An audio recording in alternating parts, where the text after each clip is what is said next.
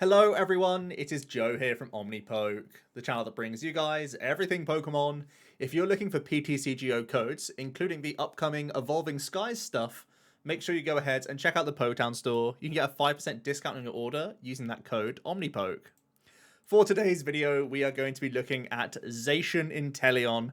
It's a really hyped archetype because it's one of the decks that we can be playing right now and getting to grips with on ladder, and already there has been some online tournaments that has been post-rotation. Obviously, no cards of Evolving Skies have been used because they're not on PTCGO yet, but this has been carving a name for itself already in the format, so let's be taking a look at it today. And really, it's a pretty simple concept. Pretty much every deck in the format is going to be based around VMAXs, except for Zacian, because Zacian is so damn good that you can be playing the best two prize Pokemon in the game and trying to take prize advantages with that by being a tanky two prizer that can sometimes take hits into certain matchups, which then just gives you the attack advantage and the incentive to just really go at people and have tempo on your side. We know that we have played Tempo Zacian in the past where he was purely built around himself. Yes, we had Jirachi Prism Star to like steal a turn off of people right now, but maybe because people are evolving up and they're not able to one-hit KO Zacian, that turn is just given to you for free in the post-rotation metagame. Also, we have Intrepid Sword that we can end our turn on, so if you're going first, you get a turn energy attachment, and you Intrepid Sword and energy. That's pretty much the most intimidating board your opponent can be staring down because you're threatening that Brave Blade KO. And when you have Drizzile at your disposal, you can also be cherry-picking boss's orders for that next turn. So yeah, very intimidating attack. The Drizzile allows us to get these specific pieces out in the opening turns to allow us to have, really good turn 2 aggression on our side, but also means that as these Zacians are getting KO'd, we can reload, we can get those metal sources, we can get that Raihan supporter out the deck, which effectively can be double saucer if you need him to be, by attaching him to the discard via his own effect and then cherry picking a saucer from your deck or cherry picking a turn attachment. That could be a great way to power up a Zacian all in a turn. So yeah, I think these combinations will allow us to chain Brave Blade throughout the entire game. So here is the Pokemon line, and it's a very simple one here. Because we play only 8 basics, we have good odds of getting into an early Intrepid Sword just by starting out with Zacian. And because we play so few Pokemon as well, the sort of downside would be that it's not really beneficial to play things like Crobat because you end up starting it too often and you're not too happy about that. So we're just going to lean into our main attacker, which is Zacian, and have Sobble in the background. I still do like the keep calling Sobble, even though you can't, you can only get the Sobbles down. It does spread that army out and allows you to get multiple shady dealings to make some sort of like comeback plays as well. So don't mind that as an option. You already know all about Zacian, don't need to discuss it too much, but Brave Blade is literally the attack that we will be using the entire game in every game that we play with this card. And then we have the Shady Dealings, 2 big Shady Dealing Inteleons as well, because we do like cherry-picking those trainers out. Like I said, this gets you double Saucer, which can be huge. This can get you in and out of switch options, so you can get back into Brave Blade if you have tanked hits. It can get you supporter for turn plus other things. So yeah, in general, this is a really good Pokemon to end on the top of your line. But we do still play 1 copy of Quick Shooting Inteleon to add some extra damage counters here and there. I think this is actually pretty important in the mirror match more than anything else, because oftentimes you will see toughness caped Zacians, so having Quick Shooting to ping them down, even if it's over a couple of turns, it means you're not wasting your damage and having to hit twice into a Zacian. That would be terrible for you. So having Quick Shooting available is a nice option to have here. And we actually play Scoop Up Net, so there's the option for us to Quick Shooting, Scoop Up Net, and put down the same Quick Shooting Inteleon on another Drizzile and get the double ping all in one turn, so the Brave Blade actually does get that KO. Onto the trainers then. Energy Search is actually a really nice card when you have all these Inteleons and Drizziles going on here. There's actually some argument to playing a second copy of E-Search because it's just that important to not miss your energy attachments. And you just have so many outs to these bull cards that it means that you're much more likely to just like not whiff. The thing is, I love just hitting energy off Intrepid Sword and I want to increase those outs as much as possible. So play around with the energy count and the energy search count, because I do know there are camps of people that will play more copies of E-Search just to have that guaranteed in-hand attachment via Drizziles. But right now, I just like the 1 as the option and have as many outs as possible to hit off of Intrepid Sword, because that's how we maximize our tempo. I do like Scoop Up Net. I'm actually playing this over a Tool Scrapper, and it might be seen as quite greedy, because Scrapper has, the guaranteed way to remove toughness capes from other Zacians and from Suicunes and that sort of those sorts of Pokemon, that's the real reason why you would play a Scrapper. I'm playing a Scoop Up Net, so it can do a similar role by double dipping a Inteleon ping, essentially, to get us over Cape of Toughness, but it doesn't work like all the time, which isn't great. The upside of Scoop Up Nets, though, is that in every other matchup that you face something where the ping Inteleon isn't useful, you have the net that could be an additional switch out for you to get you back into Zacian, whilst also reloading your Shady Dealings Inteleon for even more tutoring out of your deck. So it's like slightly worse in the mirror match, but it's much better in like every other situation. So I think Scuba Net on balance is a stronger card as a one-of, but you could consider Scrapper as well if you are considering the mirror as like a really big archetype to keep an eye on. We're playing 2 copies of Switch, obviously very important to reset our Brave Blades. We have 4 copies of Saucer to reload our energy attack cost. We have the 2 Incense, the 4 level, the 4 quick, because we really want to spam the board with as many Intels as possible, and Sobbles and Drizziles, and the 4 quick to get us into Zacians as well. Also having discard synergy, one of the few cards actually in our deck that has discard synergy with Metal Energy to get early source activations, which is actually pretty important.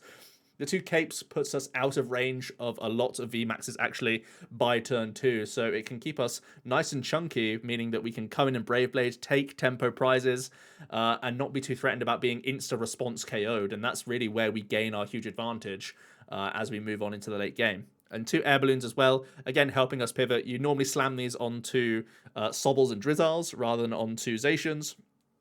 And you want to save the air balloons. Well, you want to switch into an air ballooned Pokemon in and out and that sort of thing. So, yeah, that's something to bear in mind.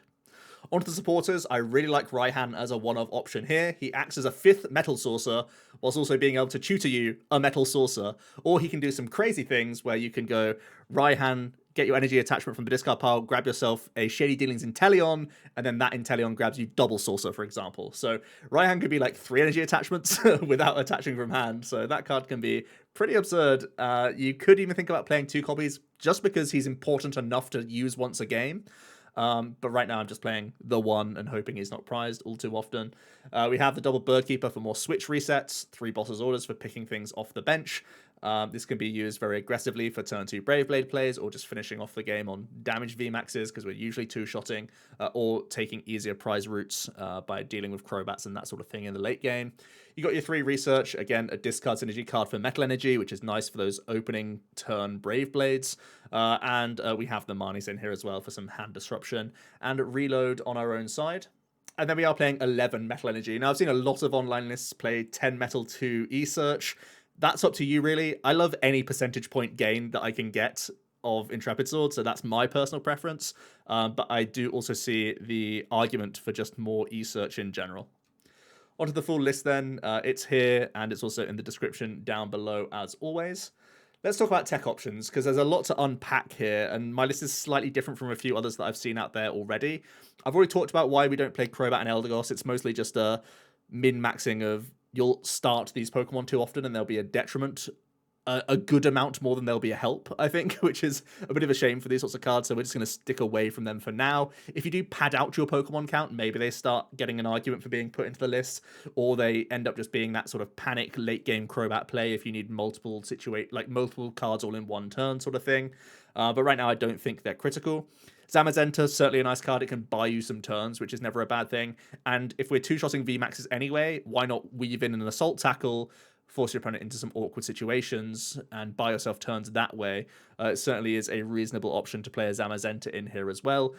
The thing is, I don't think you ever cut like a Zacian. You would just play an extra Pokemon. Same thing for Oranguru. Primate Wisdom obviously has good synergy with Zacian already for making you get those full Intrepid Sword values by getting Metal Energy stacked on top of your deck, and also Primate Wisdom plays around your opponent's Marnies the entire game, which is just phenomenal. That's the only hand disruption in the entire game, and one Guru can safeguard you around it the entire game. So yeah, there is the option to go even more aggressive with Zacian and subbing out Toughness Capes for swords, and then going down a Leon approach, even if it's just one copy of Leon, perhaps.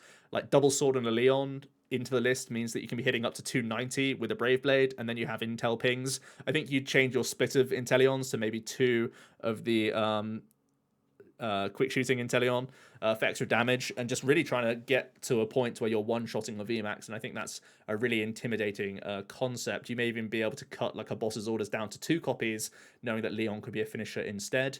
I've already talked about Tool Scrapper and why I have Scoop Up Net over it, but I do think if Mirror is prominent, you probably need to play Scrapper right now. It's a bit of a min-maxing thing from me at the moment.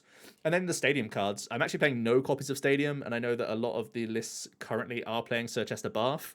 Bath is definitely a helpful card against Urshifu, but I don't find it super important against a ton of other archetypes. It does give you that little bit more survivability, and you are attacking into a lot of VMAXs. But I do think if you're going for early Brave Blades, there's a ton of Pokemon where you can't put down Sir Chester Bath in the opening exchanges anyway. So it's just like more of a dead card in a lot of spots. And then there's a lot of times where the math doesn't even help you. So I find it's more niche than it actually serves the purpose, at least in opening lists. I think as we see the meta develop and we see how important it is to tech for Path of the Peak and tech for exactly Urshifu, I think this will come to light. And even then, I don't know if this Stadium card outweighs something like just playing a Fan of Waves, for example, as an Urshifu tech card. We'll have to see how that goes. But right now I'm playing Stadiumless. It's a bit greedy in case we go second and we do get hit with like Path of the Peak insta turn 1, but I don't know how many decks are going to be doing that in the first place. So right now I feel like these cards like Sir Chester Bath and possibly even the Crystal Cave that could be even more healing against Urshifu. These cards, I'm sort of yet to be impressed by them, so I'm not putting them in the list just yet, because they do seem to fit very niche roles outside of just in general playing around Path. Onto the matchup overview then. I think the Urshifu one is super interesting. I think it could be an awkward matchup, especially right now where we're not playing the Baths or the Crystal Caves. So I do think we could improve on that matchup if we really wanted to. But I don't think it's like completely out of our control, especially if we're the player like going first or if we just get aggressive Brave Blade off quite quickly. I think we can make it work for us. So I don't necessarily think this is a bad matchup, even when we're not super heavily teched. I think every other VMAX deck we're pretty reasonable into, especially with these toughness capes. You can keep yourself out of range of Max Geist for a good amount of time. Obviously, we're hitting Ice Rider for weakness, or we're hitting into Suicunes, which is all fine. Glaceon's never a problem. We have resistance into Leafeon, and we have good amount of switch outs and air balloons and that sort of thing. Right now we're not playing counter stadiums, which could hurt us that little bit, but I don't think that's a huge problem. Eternatus is interestingly like quite difficult. If they just come out and hit you with Dread End and just knock out your Zacian straight away, that could be awkward.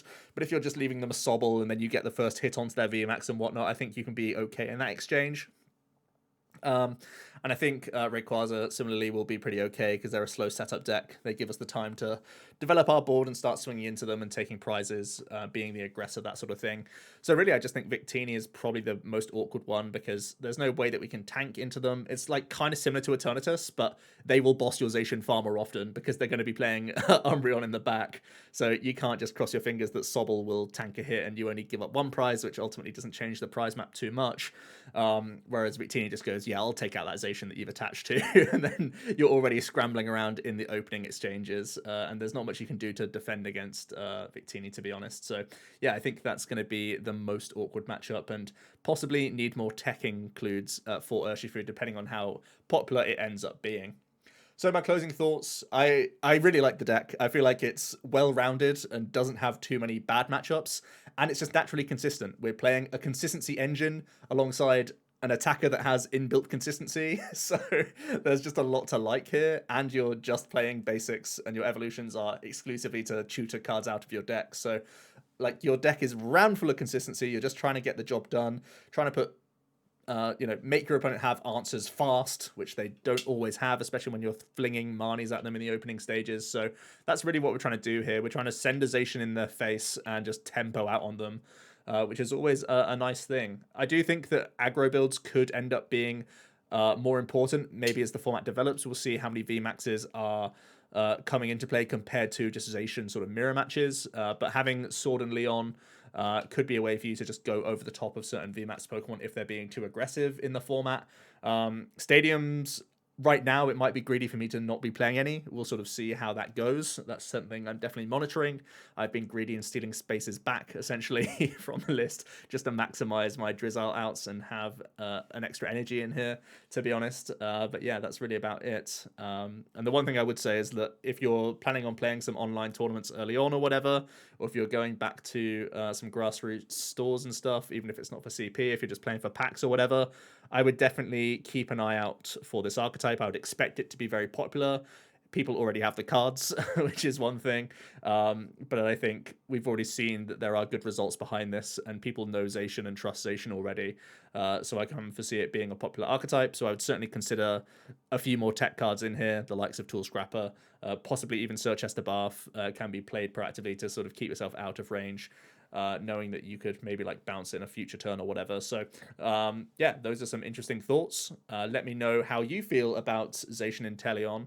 Do you think it's going to be a top contender in the game, or do you think it's just a decent, consistent deck in general right now? And as we figure out the post-rotation formats, it will end up being more towards that tier 2, because ultimately the 270 hit points of Zacian isn't like ridiculously tanky. I feel like it can be overcome by a number of VMAXs as they get to the late game. So let me know your thoughts down below. I'd love to hear them, and I'll be back for another video with another new deck list very soon. So cheers.